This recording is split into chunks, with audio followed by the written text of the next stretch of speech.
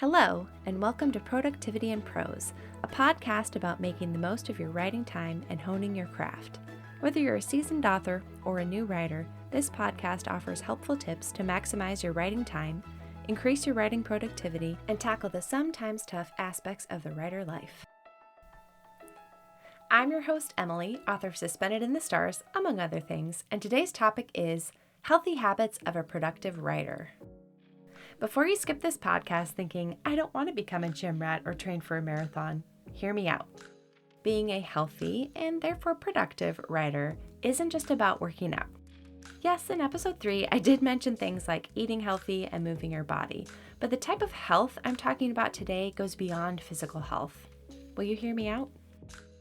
I think it was sometime around the end of March last year, right after or perhaps during my Kickstarter, that I knew I was beyond tired. Not just get some extra sleep and you'll feel better tired. Like bone weary, mental exhaustion, can't focus, so tired it's hard to sleep type of tired. To be honest, that tiredness followed me through the rest of the year, and it may still be with me a little. It's the type of tired that came from putting way too much pressure on myself.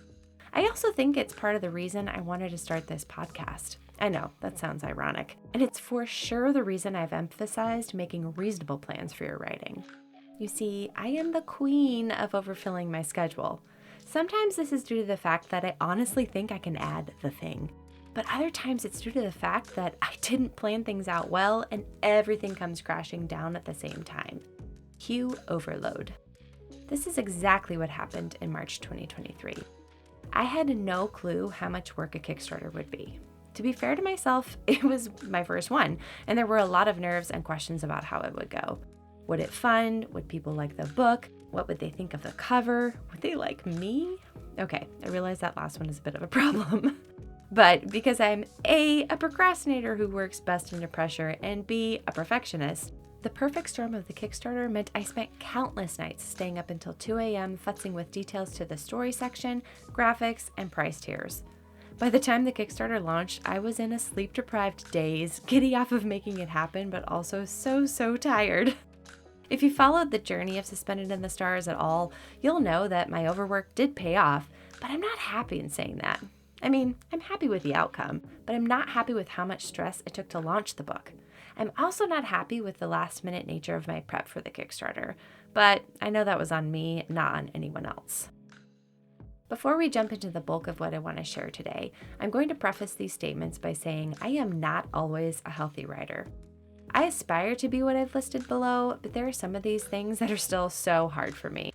I wanted to share them because I think they can be great things to aspire to and work toward. It's easy to get caught up in a world that demands things now, focuses on quantity rather than quality, and emphasizes a stressed type of hustle that's unsustainable. If the stress of your writing life, whether it's personal or professional, is taking a toll on your overall health, that needs to be addressed. Writing, being creative, should come with its own type of joy, even when it feels like work. But more on that in a little bit. Okay, here we go. I've got some statements here that may touch a chord, whether good or bad, with you. I don't think we'll be able to be this healthy writer all the time, but think of these more as things to aspire to in your writing life. Okay, here we go. A healthy writer takes stock of their year, their mental state, and their goals while planning their writing schedule. I put this first because the conversation on the podcast thus far has been really focused on planning, but it's also a great way to start off a conversation about writer health. Remember me talking about making reasonable plans for your writing year in episode 3? This is part of that. When you're focused on being a healthy writer, not just a writer who gets things done, you take into account what your full year will look like, how your mental health is, and what other goals you have. As an example, I mentioned I trained and ran a half marathon last year. Training was brutal in the summer, and in retrospect, I probably should have focused more on writing goals than running, but I knew my mental health needed that break. I needed to be out, feet pounding the pavement to get my mind cleared and my body healthy, which was a goal for me. Looking back, I don't regret that time at all. It doesn't have to be physical activity that you turn to. Maybe being a healthy writer in this way means that you block in a good chunk of downtime if you know it's going to be a possibly emotional year. Or you allow yourself the full year to write one book instead of 2. Or for a more seasoned writer, you negotiate for more time than you normally would on a new contract so that you can take time off to rest. Being a healthy writer in this way comes down to you knowing yourself, your schedule, and your mental state. Now, don't be worried if you don't know the answer to these things right away. I've read several great books on this, but one that stands out is Michael Hyatt's book, Living Forward. It's been a long time since I've read it, but I still remember him talking about taking time out to dig deep before planning anything. Basically, setting aside hours, maybe even a whole day when you're thinking of planning out your year. I mention this here because what I think he was getting at is the fact that we need space and time to be honest with ourselves about where we are at. I know I need to be free of distractions and responsibilities to have the freedom to say, "How are you really doing, Emily?" For me, this looks like taking long walks, journaling, getting away for the day, or even just clearly communicating that I need alone time. It might look different to you. Maybe you need to talk it out with others. Maybe you need to find this time in small chunks, or maybe you need to go through a workbook to find the answers. Whatever it is that works for you, make sure you do it and, above all, be honest with yourself. A healthy writer takes care of themselves internally and externally. This is similar to what I just talked about, but it's the fact that if you're overwhelmed mentally, you're not going to be functioning at your best. The same is true if you're overtired or not prioritizing your physical health. I know, I promised I wouldn't make this about going to the gym, and I won't. But I will say that if your life is spent behind a desk, whether you're a writer or it's just your day job, you're going to have to work extra hard in order to offset that type of sedentary life. I'm talking to me here especially. All right, it's time to get a little personal here. So at the beginning of last year, I started to realize I was unhappy with several things about myself. I'd gained weight after I got married, which I do hear is typical, and I had been on an on-again, off-again fight with being active. My 2 jobs are both done at my desk, writing and designing, which meant I needed to find other ways to be active. I remember after Christmas in California, we came back to Indiana, and I was sick of feeling icky. Yeah, it was a little bit about extra weight I was carrying, but it was more about how I felt. I was tired and out of control with eating whatever snacks I wanted, and I was always craving sugary foods and greasy chips. I mean, let's be honest, I still do that. But I decided to do something about it. I joined Noom, it's kind of like a weight loss program, and committed to reading their material and logging what I ate. I didn't even really add in extra working out or anything more than just walking our dogs each day. But I started to see results. I ended up losing 15 pounds, and I've more or less kept it off. The half marathon training really helped. But I've seen an improvement in my health overall. Now, I share this to be transparent. I am not at a weight that I'd pick for myself, though I'm happy with where I'm at. But more than anything, I feel better, and that bleeds over into the other areas of my life, my relationships, and my writing. See, one important thing to remember is this: we are human first, writer second. Learn what it takes to take care of your body to feel good, mentally and physically, or no matter how many words you write or how much success you find, it won't matter. This isn't an ad for Noom or any other diet or eating plan at all. It's just me caring about you and your health as a writer. You know what's best for you and what will fit into your life. If you've been putting off a new healthy habit, maybe now's the time to incorporate it into your daily routine. A healthy writer admits when they can't do something, and they know when to ask for help. This is a little more nuanced due to the fact that being able to do something as a writer can range from completing a contract to not being able to figure out a plot hole. These 2 things come with vastly different consequences, but I'll touch on both. Being a writer means we work in solitude most of the time. We create our characters and plot in our heads, usually. We sit down to write alone, and we go through our edits on our own, trying to make our stories shine. However, that doesn't mean we're alone. On one hand, things like plot holes, characterization, story arc, and other story-related problems can easily be shared between writer friends. I've come to my writers group so many times with these type of issues, and every time they help me work through them. It's not that they always give me the answers, though that has happened, but the conversation is usually what helps me get to the bottom of the issue. On the other hand, there are other areas where we need help, and due to the solitary nature of a writer's life, sometimes we become afraid to reach out and ask for that help. I've known several author friends who have had to ask for an extension on their contracts. This basically means that they couldn't reach their deadline in time and needed more time to finish. In this case, reaching out for help looks like being honest with your agent or your publisher if you don't have an agent, and asking for more time.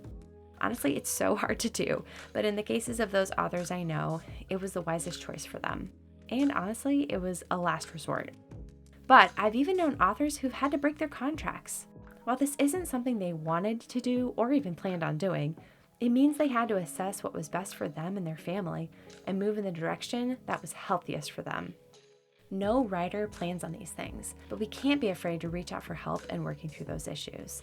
If you're agented, involving your agent is crucial. If not, then rely on those writer friends I've mentioned before. Aside from professional writers, though, just because you don't have a contract or an agent doesn't mean you won't still need help. It might look like needing help on the mechanical aspects I mentioned before, or it may be that you need help in knowing what direction to take in your writing career or your writing life. This is where having a mentor or even just someone further along in the authoring process will be so helpful. Whether it's someone in your life or someone you know online, knowing when to ask for help and then asking is crucial. I know this is hard. It took me a long time to make connections and friends that I could reliably talk to about these things. And even still, there are people I ask for advice from that I worry about reaching out to. It's nothing they've done. It's just hard for me to ask for help. I found this out most poignantly when I needed to ask for endorsements for Suspended in the Stars. But that's a story for another day. Remember, know when to ask for help and don't be afraid to do it. And this leads me to, a healthy writer says no. No, such a small word. It's just 2 letters, and yet it's extremely difficult for me to say. I'm a people pleaser for sure. So sometimes saying no is more about my fear of what that person will think of me than it is about saying yes to something. But that just means I need to spend more time considering what my best options are. I shared this recently on my Instagram stories, but I had a mentor once who told me something I've carried with me through the years. She reminded me that there are always going to be things that are good, better, and best. She said I could get overwhelmed by saying yes to all the good things in life, but the true challenge was to find and say yes to the best things. The same is true for us as writers. There are always going to be good opportunities that will come upon, and we might be tempted to say yes to the first thing that comes up. But I challenge you to stop and truly consider what is going to be the best thing for you. You may need to reach out to writer friends to have them help you think this through. An example of this is a younger writer who is just so excited to get a contract for their book that they say yes to the first person who shows interest. Sometimes this works out great, but more often than not, that first opportunity is not the best option. It may be good, but what if that small press that actually said yes hurts your book through their editing process? Or that pay-to-publish contract doesn't result in sales? I caution every new writer I talk to take their time when saying yes to any offer, whether that's a book contract or an agent contract. It's so easy to get caught up in the excitement and miss the fact that, while you may be ready to publish, maybe your book isn't. This isn't to say that all small press is bad. I've had great experiences with many I've worked with in the capacity as a designer. But oftentimes, we writers are so hungry for affirmation that we'll jump on any chance to call ourselves published, and that, in my opinion, is a tragedy. Know when to say no to things that aren't the best, but also learn to say no to things that might end up clogging your schedule and won't actually further your writing goals. A healthy writer learns when to put a project aside for something new or different. This is a hard one and has led me to often say, write the next book. I'll get to this more in another episode, but this aspect of a healthy writer is simply knowing when you need to put something aside because it's draining you or holding you back. This is nuanced by the fact that there are writers out there who took years to hone their first published book, and it worked. They got a contract and all was well.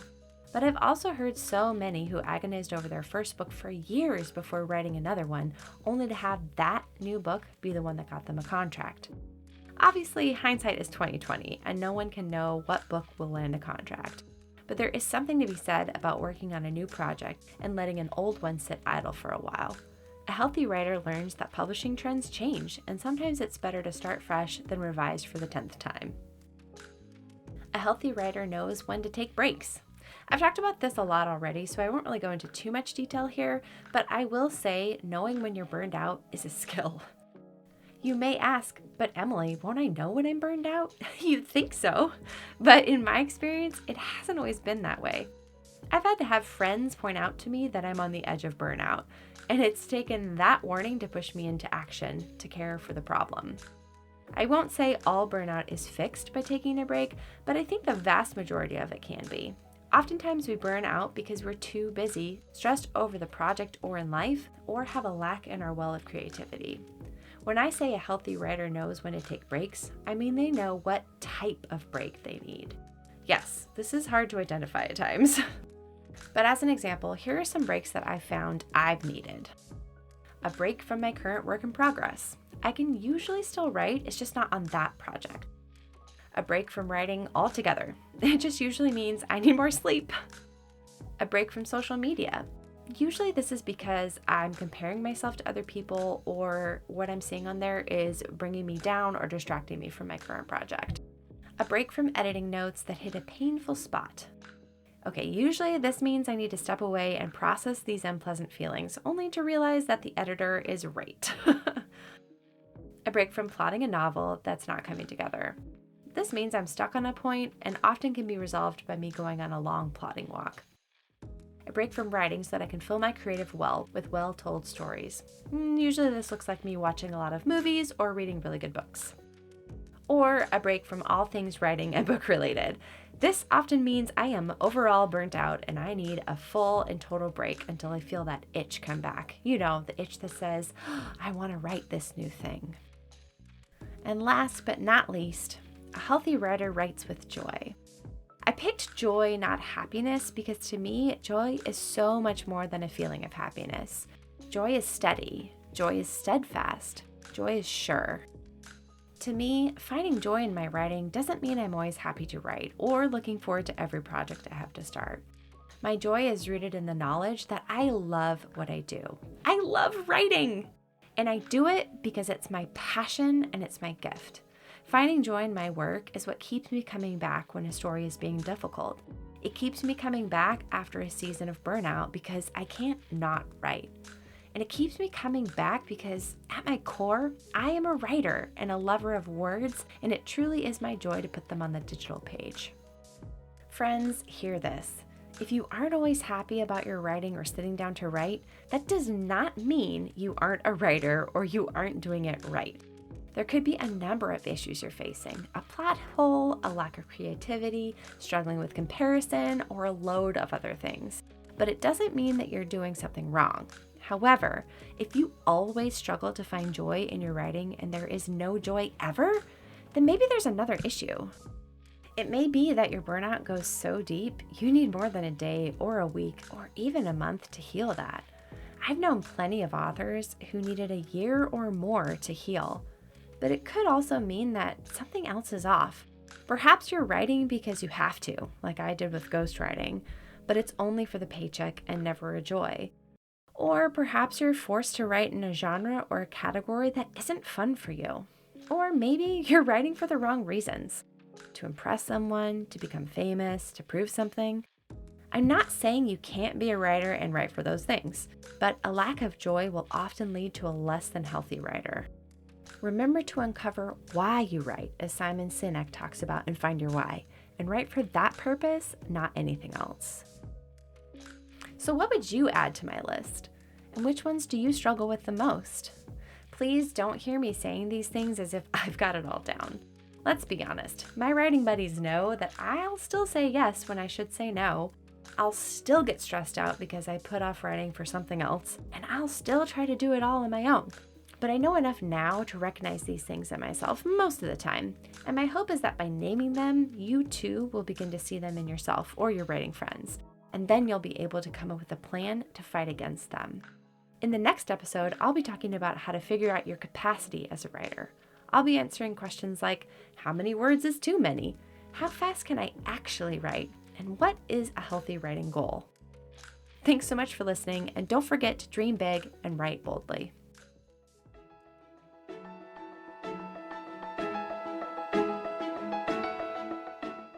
If you enjoyed this episode and you'd like to help support the podcast, please subscribe and leave a rating and review.